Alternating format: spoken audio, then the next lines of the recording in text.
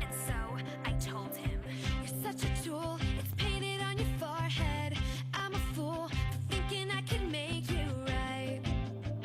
Was it obvious? So immature, unbelievably selfish. And you'll get yours, 'cause karma's like a female dog. And she's coming for you." I can kick myself 100 times, 1,000 times for even going there. Look at you now. You're pathetic. And me, well, I'm completely indifferent.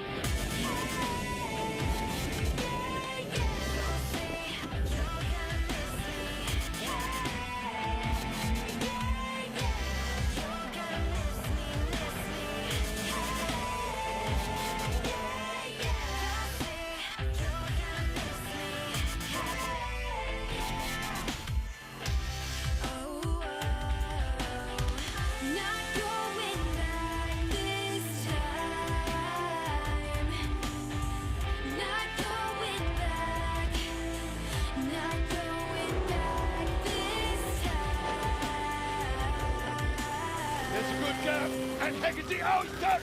The smoke, disintegration, the outfits are locked together. Hecate and rubber. Oh my goodness me! What a sideways! I told him.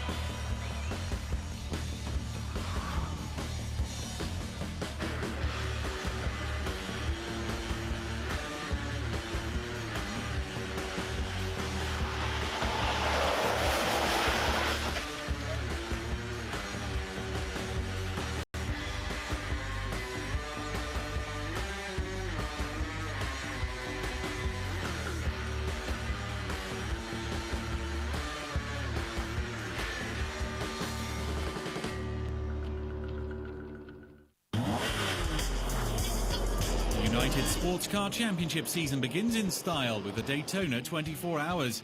Championship winners João Barbosa and Christian Fittipaldi had some help from Sebastian Bourdais to win in 2014, and the trio are reuniting this time around. Live coverage on Motors TV Saturday, January the 24th from 7:30 in the evening to midnight, and we return at 1 in the afternoon the following day on the high-speed television channel.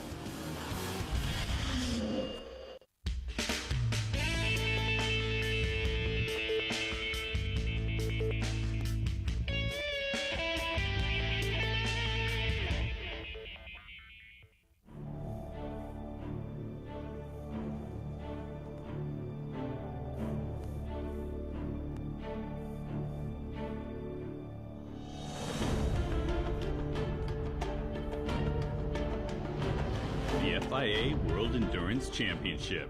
Following the regulations of the 24 Hours of Le Mans, the World Endurance Championship, known as the WEC, has become one of the most respected racing series in the world in only 2 years. The reasons for its success are as simple as they are numerous. GT race cars wheel-to-wheel with Le Mans prototypes, amateur drivers next to professionals, petrol engines up against diesel engines, hybrid concepts competing with conventional drive systems. All that carried out on 8 of the most spectacular racetracks in the world, spread out over 4 continents, a unique combination in automotive racing. The WEC, the full championship of the endurance all around the world, is the base stage to make the demonstration of the top technology for race car.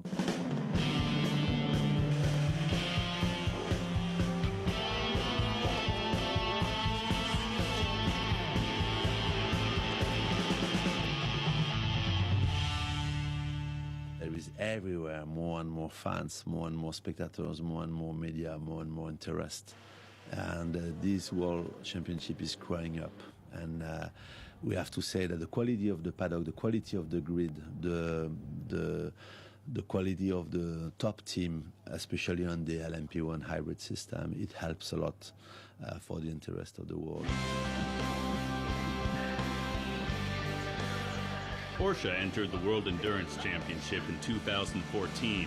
The manufacturer from Zuffenhausen sent 2 LMP1 race cars into the race against Toyota and the 2-time championship winner Audi. So the duel for the LMP1 crown became a 3-way battle in which each manufacturer would deploy its own vehicle concept.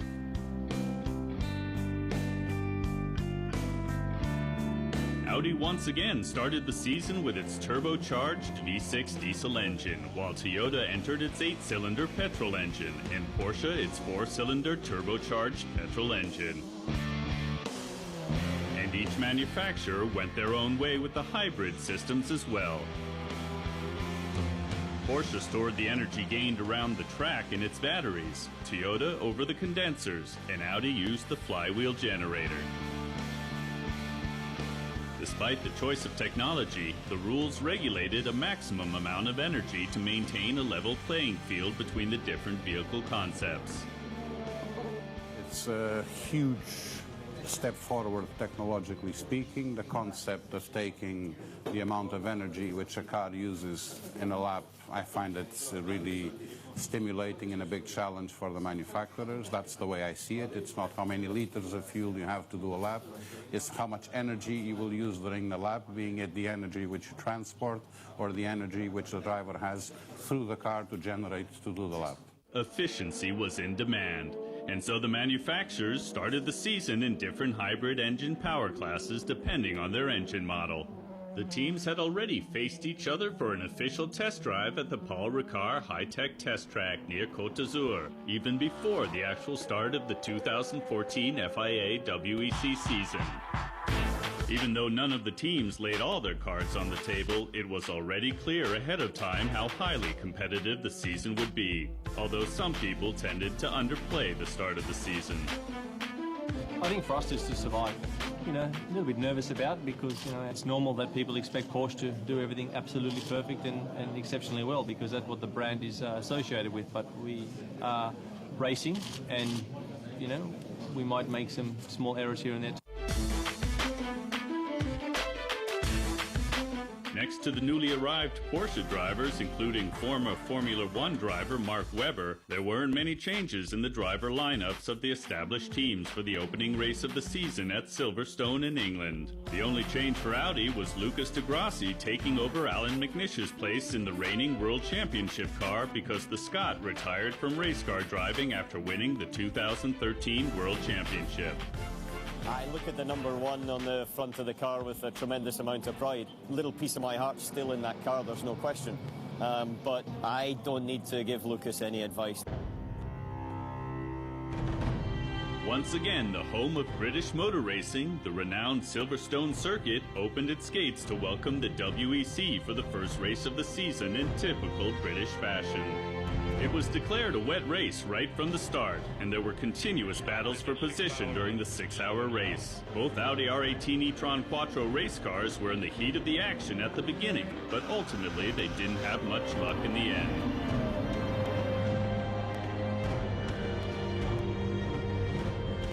around through the field. So it made it really, really exciting, and I had a lot of fun in the car battling with them. And obviously, when you take the lead and you do the fastest lap, it means we have a good car, and it's a satisfaction. But then things start to go wrong. Heavy rains were responsible for a lot of slides and collisions, and Audi wasn't spared.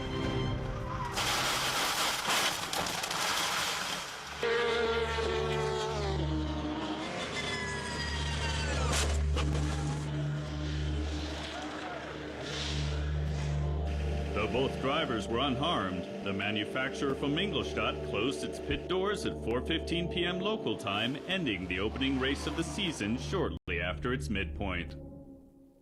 Toyota had an excellent start to the season with a 1-2 victory ahead of Porsche, and entered the second race of the season in Belgium, leading in the Drivers' and Manufacturers' Championship ranking.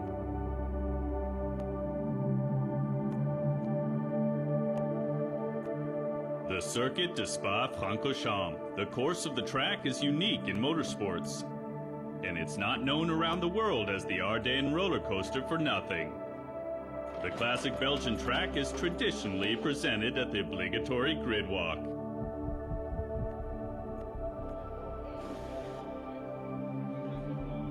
It was always a very important race for the preparation of Le Mans. So we have to use it to the maximum. We had a tough week behind us to prepare the cars, but this gave a lot of motivation to everybody, and we're looking forward to a great race here. After a qualifying with constantly changing weather conditions, the cars entered an extremely turbulent 6-hour race. The manufacturer from Ingolstadt entered a third car to its roster for this race, just as it would for the next race in Le Mans. The Ardennes roller coaster illustrated the power of the LMP1 race cars this year, and offered the countless fans overtaking maneuvers and continuous action at Spa-Francorchamps.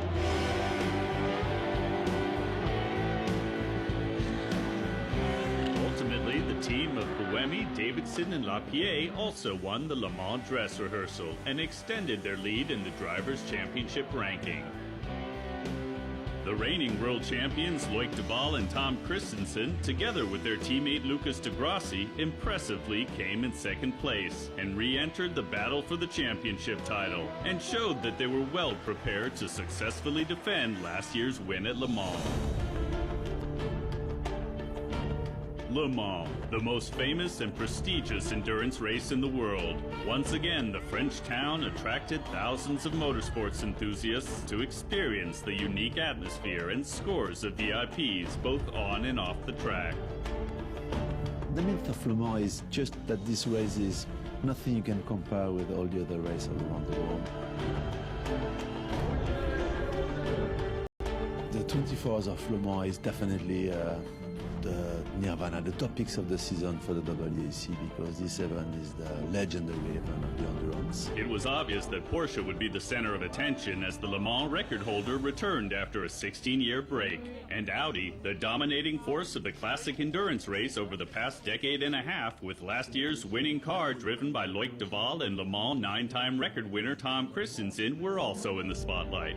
But the world champion and defending champion started the 82nd edition of the classic 24-hour race with a heavy burden.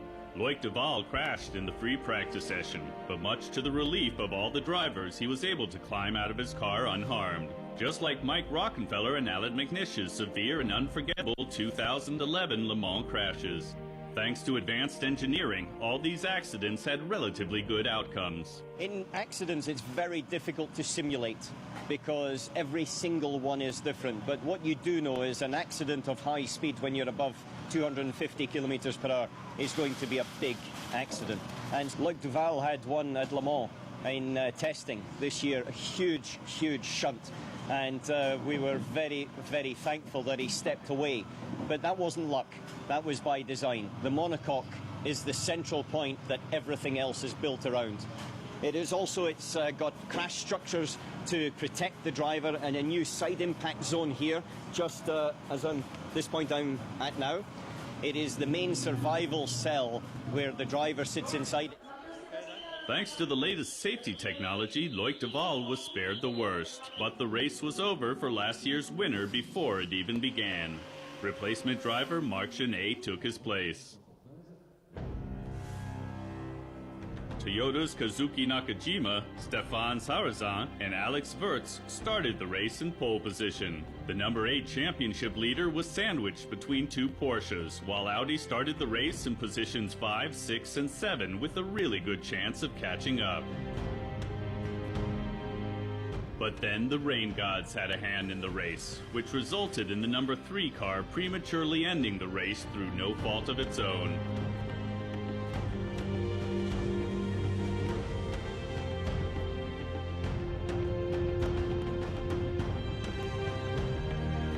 But the manufacturer from Ingolstadt didn't let that distract them. They continued to battle for position as if advertising the glory of motorsports, and ended with a 1-2 victory on the sod. Marcel Fessler, Andre Latour, and Benoit Trellier claimed Audi's 13th victory out of 16 races in Le Mans, as well as a personal hat trick.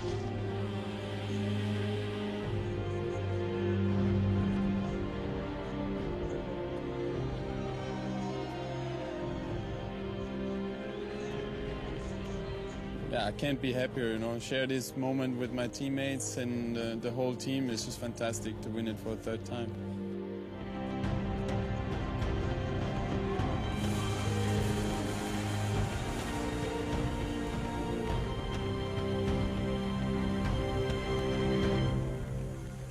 Audi claimed a lot of ground in the manufacturer's ranking with the double scoring of points in Le Mans, but Toyota still had a slight lead heading to the first overseas race in Austin, USA. The 2012 inaugurated racetrack is quintessentially American and welcomes the World Endurance Championship with distinctive Texas style. The 6-hour race started under blue skies and bright sunshine. The overseas premiere of the 2014 FIA WEC ran into the night and was filled with turbulence and fiercely competitive and close duels right from the start.